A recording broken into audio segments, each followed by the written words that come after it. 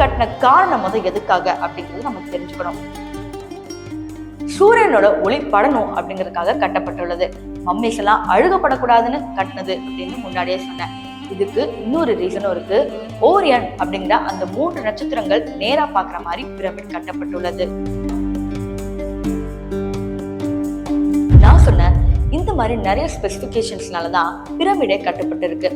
இப்போ அவ்வளோ லேசா டூட்டன்காமனை திறந்தப்ப எப்படி சாபம்லாம் ஏற்பட்டுச்சு, இதெல்லாம் ஒரு மூட நம்பிக்கை அப்படின்னு சொன்னீங்கன்னா அங்கதான் ஒரு சயின்டிபிக் ரீசனே சொல்லப்படுது. எப்படி சூரியன் முன்னாடி கட்டப்பட்டுள்ளதோ கதிர்வீச்சுகளும் அந்த அளவுக்கு அதிகமா இருக்கும், நச்சுத்தன்மையும் மம்மியில அதிகமா இருக்கும். இப்ப கதிர்வீச்சுகளை அதிகமா கொண்ட டூட்டன்காமனோட மம்மியை திறந்தப்ப டைரக்டா ஆர்கியாலஜிஸ்ட அஃபெக்ட் பண்ணிருக்கு.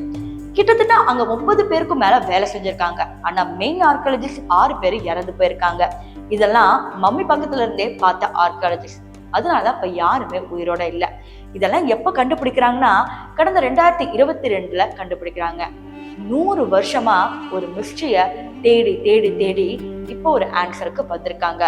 அப்ப டூட்டன்காமன் அப்படிங்கிறது மூட நம்பிக்கை கிடையாது, சாபம் கிடையாது. அப்பவே எகிப்தியர்கள் இந்த மம்மி நச்சுத்தன்மை உடையது அப்படிங்கறது சொல்லியிருக்காங்க. அதையும் தாண்டி ஆர்கியாலஜிஸ்ட் திறந்து பார்த்தனாலதான் இத்தனை விஷயங்கள் நடந்திருக்குன்னு நமக்கு தெரிய வருது. சோ எகிப்தியர்கள் எந்த அளவுக்கு அறிவானவர்கள் அப்படின்னு நீங்க கெஸ் பண்ணவே முடியாது. இப்போ இந்த பிரமிட் பத்தி இத்தனை விஷயங்கள் சொன்னேனே, ஏன் அதே பிரமிட் இந்தியால இருக்கு? பிரமிட் இந்தியால இருக்கா அப்படின்னு கேட்டீங்கன்னா அதுக்கு நான் நெக்ஸ்ட் வீடியோல உங்களுக்கு நான் பதில் சொல்றேன்.